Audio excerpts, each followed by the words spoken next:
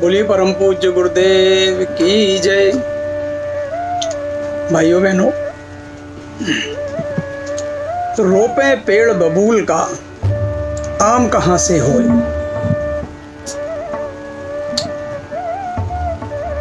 ये कहावत अपने आप में कितनी सत्य है।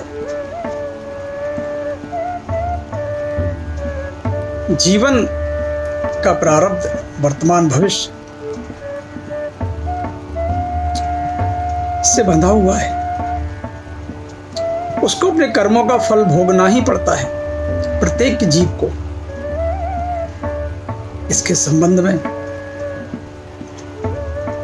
कुछ विचार हैं जो आज हम सब शेयर करते हैं। कर्म फल का सिद्धांत बड़ा ही अकाट्य और शाश्वत है। कर्मों का फल व्यक्ति को अवश्य ही भोगना पड़ता है। कर्मों के फल से कोई बच नहीं सकता, क्योंकि कर्म की गति बड़ी गहन है और अच्छे कर्मों का फल सदा अच्छा होता है और बुरे कर्मों का फल सदा बुरा होता है। हम जैसा बोते हैं वैसा काटते हैं। यदि हमने कांटे बोए हैं तो हमें कांटे मिलेंगे, हमने फूल बोए हैं तो हमें फूल मिलेंगे। संत कबीर ने कहा है, काया खेत किसान मन, पुण्य पाप पुण्य दो बीज, बोया लूने आप ना, काया कसके जीव, करे बुराई सुख चहें, कैसे पावे कोय, रोपे पेड़ बबूल का, आम कहाँ से होए। जह यह जियरा पग धरे, बखत बराबर साथ, जो यह लिखा नसीब में, चले न अविचल बात। अर्थात शरीर खेत है, मन किसान है, पाप पुण्य दो बीज हैं, जो बोएंगे वही काटेंगे। बुरे कर्म काया में जीव को पीड़ा पहुंचाते हैं। यदि कोई बुरा कर्म करके सुख चाहे तो वह कैसे पाएगा। बबूल का पेड़ लगाकर आम का फल कैसे मिलेगा। इतना ही नहीं, प्राणी जहां जहां जाता है उसके कर्म बराबर उसके साथ रहते हैं। जो प्रारब्ध में बना है उसको भोगना निश्चित है, वह टल नहीं सकता। कर्म फल विधान के विषय में युग ऋषि परम पूज्य पंडित श्री राम शर्मा आचार्य जी लिखते हैं, हम जो भी भले या बुरे कर्म करते हैं उनका सूक्ष्म चित्रण हमारी अंतस चेतना में होता रहता है। हमारे कर्मों की सूक्ष्म रेखाएं हमारी अंतस चेतना के ऊपर अंकित होती रहती हैं, जमा होती जाती हैं। जैसे ग्रामोफोन के रिकॉर्ड में रेखा रूप में भरे हुए गाने ग्रामोफोन की मशीन पर घुमाते ही बजने लगते हैं, वैसे ही हमारे अचेतन मन में जमे हुए उन अच्छे बुरे कर्मों की सूक्ष्म रेखाएं किसी उपयुक्त अवसर का आघात लगने पर अच्छे बुरे फल के रूप में प्रकट हो जाती हैं। किसी ने ठीक ही कहा है, कर्म लेख मिटे नहीं, करे कोई लाख चतुराई। वास्तव में कर्मों का फल मिलना तो अवश्यंभावी है। वो आज तक नहीं तो कल मिलेगा। हाँ, कभी कभी हमें ऐसा लगता है कि हमने तो हमेशा अच्छे कर्म किए हैं, फिर भी हम दुख या कष्ट में क्यों पड़े हैं। स्थूल दृष्टि से ऐसा दिखता भी है, पर वास्तविकता तो यह है कि हमारे कष्ट या दुख का कारण हमारे द्वारा किए गए अच्छे कर्म तो अवश्य ही नहीं हो सकते। हाँ, हमने कभी ना कभी वर्तमान जीवन में या अतीत में या पूर्व जीवन में ऐसे कोई कर्म अवश्य किए हैं जो अब अवसर पाकर दुख रूप में हमारे जीवन में प्रकट हो रहे हैं। इसके साथ ही जो वर्तमान में अच्छे कर्म हम कर रहे हैं वे भी एक दिन परिपक्व होकर प्रारब्ध बनकर किसी सुखद फल के रूप में हमारे जीवन में किसी समय अवश्य ही प्रकट होंगे।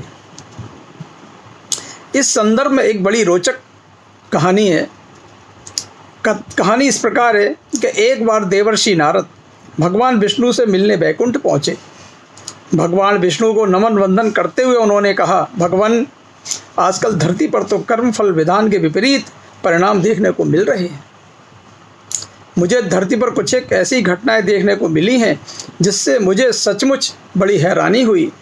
भगवान विष्णु ने पूछा, नारद जी, आपने ऐसी कौन सी घटना देख ली? कृपया मुझे बताइए। नारद जी ने कहा, भगवान, एक बार मैं धरती पर भ्रमण कर रहा था, तभी मैंने देखा कि एक गाय जंगल से गुजर रही थी। वह गाय कीचड़ में बड़े गहरे में धंस चुकी थी और बाहर नहीं निकल पा रही थी। तभी मैंने देखा कि वहाँ से एक चोर गुजरा और गाय को सहारा देकर बाहर निकालने की बात तो दूर, उल्टे हुए गाय के शरीर पर पैर रखकर आगे निकल गया, जिससे वह गाय कीचड़ में और धंस गई। जैसे ही वह चोर आगे बढ़ा, वैसे ही एक वृक्ष के नीचे सोने की मोहरों से भरी एक थैली मिली, जिसे पाकर वह चोर खुश हो गया। फिर मैंने देखा कि उसी मार्ग से एक साधु पुरुष जा रहे थे। उनकी नज़र भी कीचड़ में धंसी गाय पर पड़ी। गाय की उस अवस्था को देखकर उनका हृदय करुणा से भर गया। वे तुरंत ही कीचड़ में उतरकर गाय की मदद करने लगे। बड़ी मेहनत से अंततः उन्होंने उस गाय को बाहर निकाल लिया।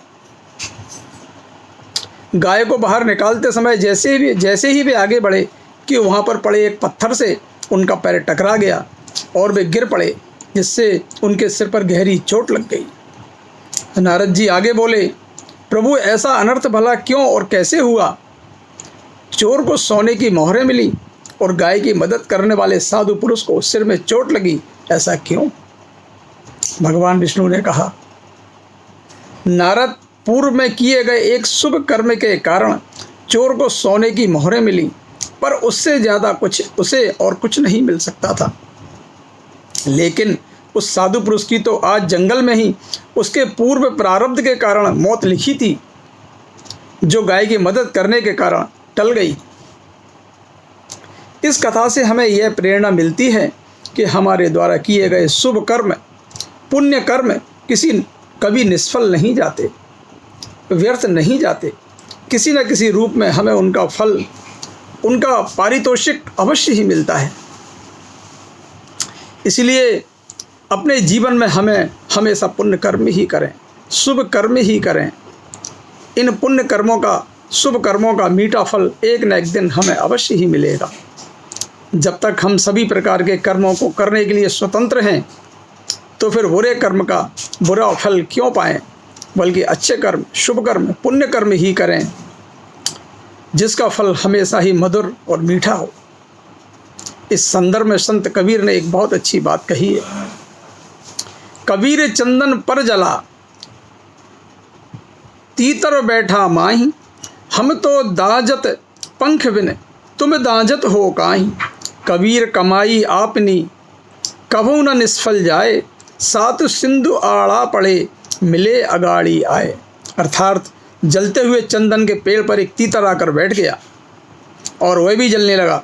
पेड़ कहता है, हम तो इसलिए जल रहे हैं क्योंकि हमारे पास पंख नहीं है, हम उड़ नहीं सकते, पर तुम तो पंख वाले हो, फिर तुम क्यों जल रहे हो? तो तीतर उत्तर देता है कि अपना किया हुआ कर्म बेकार नहीं जाता, सात समुंदर की आड़ में भी रहें तो भी आगे आकर मिलता है। अतः हम हमेशा सच्चाई के मार्ग पर चलते हुए शुभ कर्म, पुण्य कर्म करते रहें, तभी हम प्रसन्न रह सकेंगे, आनंदित रह सकेंगे, क्योंकि कोई और नहीं, केवल और केवल हमारा कर्म ही हमें सुखी कर सकता है, आनंदित कर सकता है।